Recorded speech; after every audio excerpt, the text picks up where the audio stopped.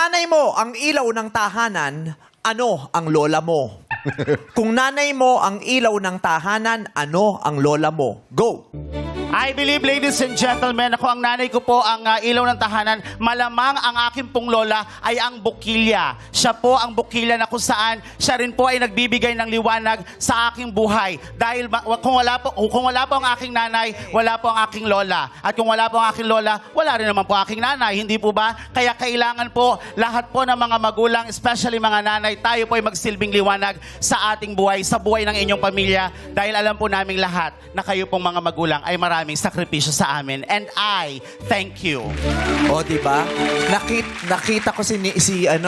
si Max muntik mag-walk out. Bakit? Hindi niya alam kung anong bukilya. Hindi ko talaga alam kung ano yung bukilya. Bukilya! Ano may bukilya? Pag na-booking ka, bukilya. Bukay na yun! Ano yung bukilya? Yung bukilya po yung ano, hello pa. Yung bukilya po yung ano, yung nilalagyan po nung Bumbilya. Bumbilya.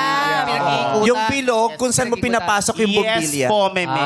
Yung nasa isip ko kasi yung bumbilya eh. So, hindi ko alam kung ano yung... Bumbilya. Yung bumbilya, yung bulb, di ba yung bilog? Bilog. Yung, di ba yung Parang bukilya, yung nandito, Yun- doon mo pinapasok yung bumbilya, tapos iniikot. Parang pinaka-socket. Para umilaw siya. Yung socket. Oh.